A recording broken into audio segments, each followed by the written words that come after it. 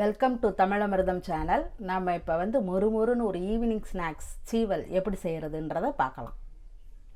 தேவையான பொருட்கள்: கடலை மாவு, பச்சரிசி மாவு ரெண்டும் சம அளவில் எடுத்துக்கோங்க. மிளகாய் தூள் 2 ஸ்பூன், ஜீரகம் கொஞ்சம், பெருங்காயத்தூள் போட்டால் தான் நல்ல டேஸ்ட்டு கொடுக்கும்ப்பா. தேவையான அளவு உப்பு. இப்போ இந்த மாவு ரெண்டையும் ஒன்றா போட்டுக்கிடுவோம்ப்பா.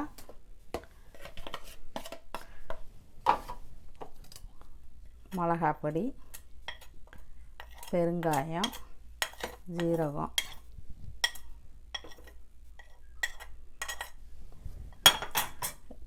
உப்பு தேவையான அளவு, தண்ணீர் விட்டு சப்பாத்தி மாவு பதத்துக்கு கெட்டியாக நல்லா பிசறிக்கிடுவோம்.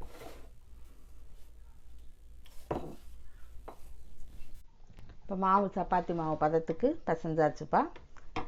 இதை நல்ல இந்த தட்டு முறுக்கு உலக்கில் இந்த தட்டு இப்படி 2 ஓட்டை இருக்கும், சீவல் தட்டுன்னு சொல்லுவாங்க. இந்த தட்டை உள்ளே போட்டு நம்ம இப்போ புளியுவோம். எண்ணெய் காஞ்சிருச்சு. இப்போ அப்படியே இந்த உலக்கில் வச்சு புளிச்சுக்கிறோம். இந்த மாதிரி ரவுண்டாக புளிஞ்சுக்கோங்க, ஒன்று மேலே ஒன்று விழுகாதபடி. ஏன்னா ஒன்று மேலே ஒன்று விழுந்தால் அப்புறம் வேகாது. அவ்வளோ. இது வெந்துருச்சான்லாம் நம்ம பார்க்கவே வேணாம்ப்பா. இந்த சலசலப்பு அடங்குற வரைக்கும் அப்படியே இருக்கணும். அது தானாகவே அடங்கிடும். அதுக்கப்புறம் பெரட்டி விட்டு எடுத்துடலாம். இது ஈஸியாக நீங்கள் செஞ்சிடலாம். பிள்ளைங்க ஸ்கூல் விட்டு வரோம்னு அழகாக செஞ்சு ஸ்நாக்ஸ் கொடுத்துடலாம்.